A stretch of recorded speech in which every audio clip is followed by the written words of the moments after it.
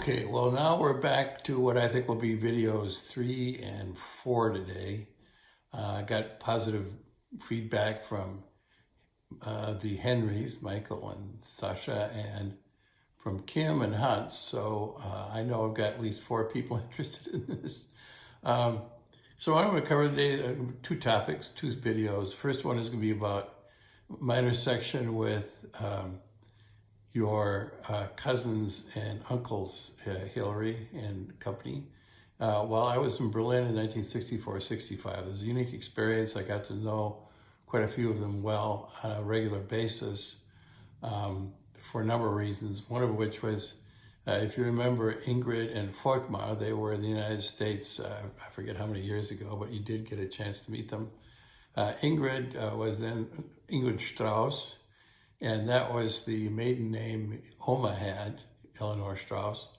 And so a number of the relatives remained behind the Iron Curtain after Germany was divided and sealed off. So in East Germany, you had the Strausses, and Tante Lala, your Tante Lala in Düsseldorf, would send me medical books to give to Ingrid because they weren't available in what they called the zone back then, die Zone. If you were a diehard anti-communist, you never called East Germany, or as the East Germans called the German Democratic Republic. They always just referred to it as the zone, the Soviet-occupied zone.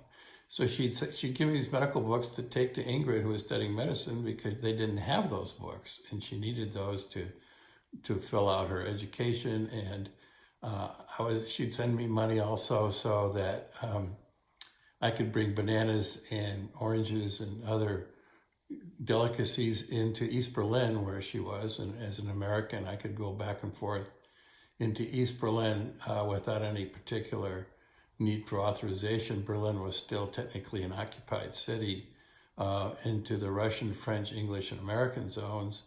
Out of the Western powers, West Berlin was developed, and East Berlin became what they called the capital of the German Democratic Republic. So they were split up, and of course there was the wall built in 1961 to separate all of East Germany, including East Berlin, from the rest of the Germans. And I should note that when I would go over into East Berlin, I'd have to leave by midnight, so it was almost a Cinderella kind of quality to it. I could go to shows. I was particularly interested in Bertolt Brecht, and he was a famous playwright and poet and a dedicated communist. So the East Germans lavished a lot of money on his theater called the Berliner Ensemble. And Ingrid and I would go to a number of those plays, and they were excellently performed. I mean, the talent there was amazing. And I saw some famous actresses who knew or were close to Brecht. So it was quite a thrill for me as a German literature and language scholar to be, or maybe not to be, seeing all that stuff. So I'd bring these oranges and bananas and so on, always at a train station where the S-Bahn, the overhead L in Berlin, stopped at Friedrichstrasse, Frederick Street. And I'd meet her there after I went through all the staring and hostile searching through stuff that I might have in a grocery bag, looking for Playboys or whatever. And it was always fun to kind of just flash this fruit in front of these border guards, realizing, you know, they would probably really like to have that in their home too. And so I always felt a certain smugness about being an American, lording it over these down and out drab communists. So anyway, I'd often bring a book and fruit, and then she would reciprocate to her father, who was your Uncle Jim. His real name was Walter, his given name, Walter Strauss. He was the head of the entire regional pharmacies. As I understood it, he was the Kreisdirektor. The Kreis was like a collection of counties. And they lived in a city called Luckenwalde outside of Berlin, about 40, 50 kilometers. They showed me pictures of their house. I never wound up going there. But that's another story worth probably an entire video. As a matter of fact, I think I will make that story a video even though I've written about it. It's a shaggy dog story worth telling. And so they lived in a nice home. He was well paid. It seems like he liked living there. I mean, he talked about how he would have delivered to his home every day the Russian newspaper Pravda. I'm sure the local commies thought, well, this guy's great. He stayed with us. He could have left. He speaks Russian. I'm sure he had. And he was just a very charming, sweet guy. Uncle Jim was a great name for him because I keep thinking of Diamond Jim. When I'd go over there often on a weekend, he'd be there to host this most amazing banquet in the most counterintuitive place you'd ever think existed in East Germany. This was a really posh, first-class restaurant with everyone, the waiters, only waiters, no waitresses, in like tuxedos and gloves.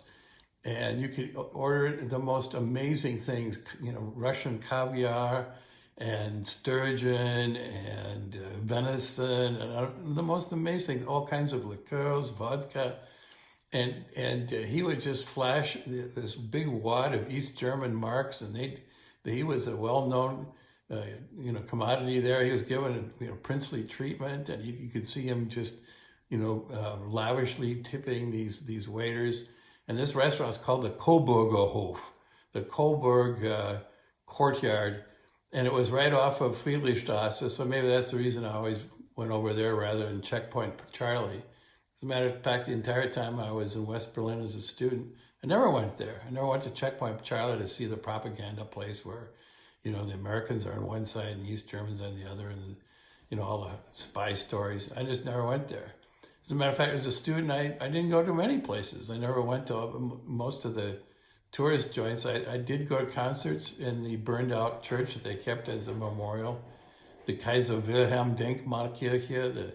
It was left as a ruin from World War II as a reminder of the horrors of war, and they put on some great Bach cantatas there. I'd go to those on Saturday nights, and but I don't think I ever went to the Charlottenburg Castle.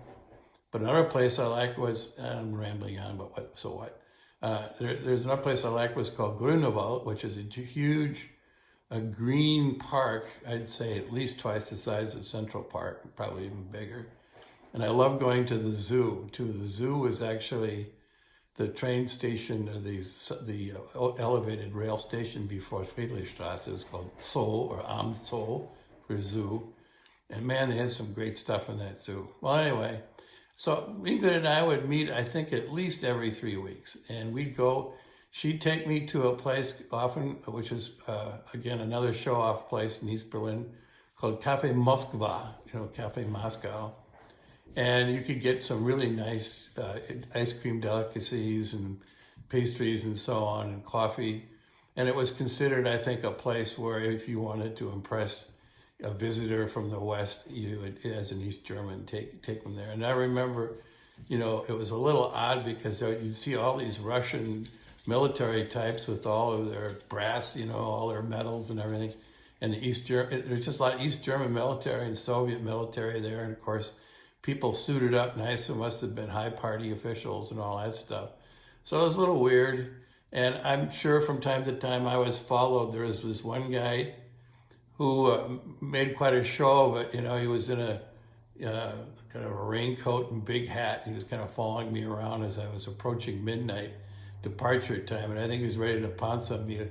I think the punishment, if you were a Westerner or an American and you overstayed the midnight curfew to get back into the West, is they would just jail you overnight and then they'd let you go the next day. But I never wanted to test the system. And there are a lot of fellow students of mine, German and American, who would talk about their experiences in East Berlin.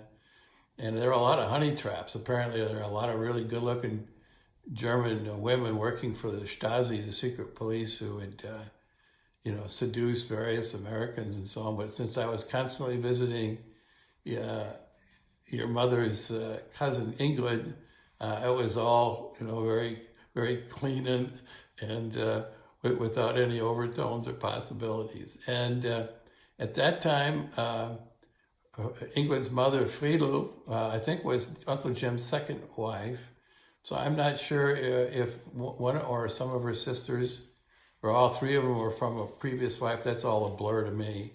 But her sisters were really wonderful. There was Lotta, which is, I think, short for Charlotte, but how everyone called her Lottchen. When you put the C-H-E-N after a name in German, it's a diminutive. It's meant to be endearment. So Lottchen. And then there was Sabine, and again, people would call her Sabinchen or Bienchen. And she was the youngest, and she was just a cutie. So I loved, they would come in and they'd meet me and they'd ask me all kind of questions about America and so on. I remember many discussions I had with Ingrid. She was the one I knew the best. We would talk pretty openly about our lives, and she said, you know, if they let me leave this country, all I'd want to do is just take a look at a few places, but I'd come back. This is my home. And I said, yeah, well, and I kept telling her, so I said, someday you are going to visit me in America. I just know it. And I was right.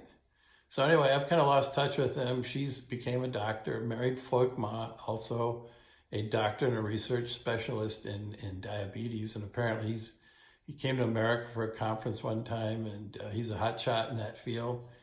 And unfortunately, just like with a lot of people, I've lost touch. But one of the things that struck me about Ingrid's life was, how she was just so appreciative of everything. I mean, when she get these books and fruit, I mean, it was a little embarrassing for her because I think she felt like the poor relative, and she thought maybe Tante Lala overdid it. And Tante Lala would come, Tante Lala was a very outspoken person, Van Mendy, and she'd come over there and she'd say really out loud how horrible these Bolsheviks are, and look at that terrible car over there, and why haven't they fixed all this war damage? She would just say all this stuff out loud in public, embarrass the hell out of Ingrid. But that's the way that was.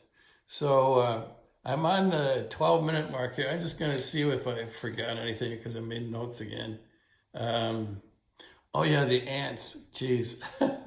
I'm going to wrap this up soon and then make a couple extra ones, but I want to make these short individually. Invariably, there would be times when Ingrid said, well, and we'd send letters to each other.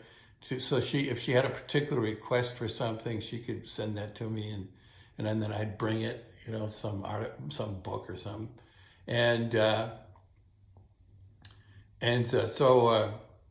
So she'd say, well, next time, all these aunts want to see you. They want to see the American. So I said, well, sure. And this is like 2 or 3 times this would happen. You'd walk up the stairs of these old, dilapidated East Berlin apartment buildings.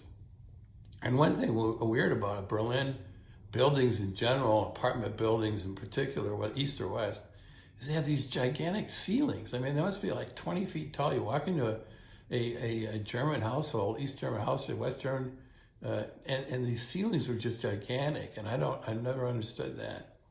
And I think I mentioned Tante Aya, her name was actually Erika Gutschmidt. She was a family friend. She's the one who wrote the casual letter. Oh, by the way, Ilmar was here just the other day and dropped off some sausages, and that gave the clue that he was still alive and he was somewhere near Berlin. Well, anyway, Erika Gutschmidt, Tante Aya, lived in one of these gigantic apartments, and you had to walk up 4 flights of stairs, no elevators. These buildings were probably built in the 1880s, 90s. And one of the things you notice is there's a little button you have to push when you get through the front door after you're buzzed in, is you have to push this button that turns on the lights in the hallways. And it starts ticking, and it makes this loud tick, tick, tick, tick, tick sound. And you got to make it to wherever you're going to go by the time the timer stops, because that's when the lights go off again. That's how serious they were about electricity usage. So I'd have to bound up the 4 flights of stairs before I was in the dark, and I'd pound on the door. And then her son, Kuno Gutschmidt, and I hung out a lot together. And so we'd go to these Baltic dances, these Baltic balls, people all dressed up, and he'd answer the door with a hairnet on, and I thought, oh my God, this guy's from the other side of the river, as the Germans say, from anderen Ufer. And anyway, but he was a fun guy. And then they had I guess for lack of a better word, he had a retarded sister named Ilsa that they kind of hid in a room Whenever Tante I would serve up one of her great meals, then Ilse would come out of her room and she'd quietly be a presence at the table and say very little. And then there was an old woman there, and I think it must have been a relative from the other side of the family. I think it was from Tante Aya's dead husband's side of the family. There was a woman named Frau Lukin, Lukin. And she was like these aunts in East Berlin that I'll eventually get to, who would just constantly compliment me on my German and what a fine gentleman I was and how interesting I was and all that stuff. She was just overflowing with praise and joy.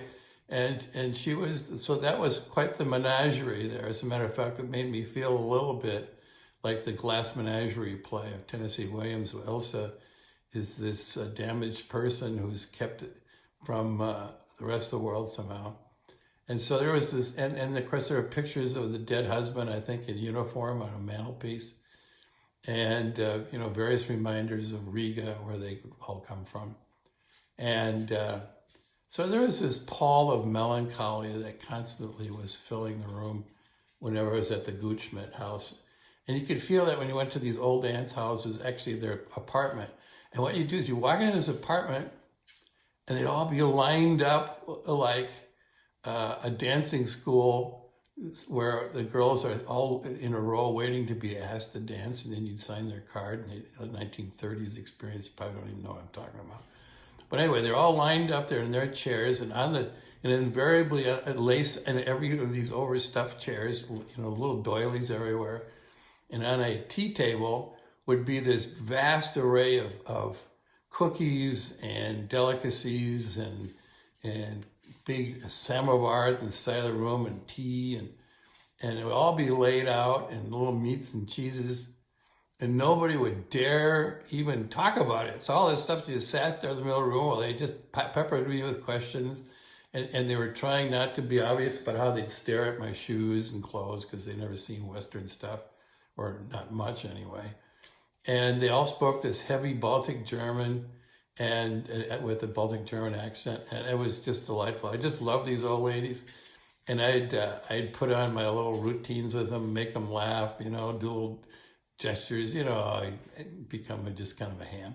So those are really pleasant memories. The Strausses, die Sträuße in plural, were just such a wonderful family. I really enjoyed these feasts with Uncle Jim, and he didn't talk too much about, his decision not to go west. I mean, he was urged by Lala and Laura, your Oma, to get out of there while they could.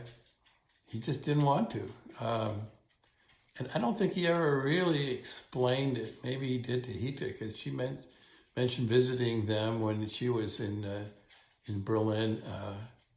But anyway, that was that. I know that once when Hita was visiting Uncle Jim, somebody said something. This is garbled, but here's the faded memory. Somebody said something to Hita in German or in English to kind of insult her as a Yankee, and she turned around and she says, "Well, I'll tell my father, President Johnson, that." And the person didn't know if that was true or not, and just their jaw dropped. And so that's a story Hita has liked to tell ever since.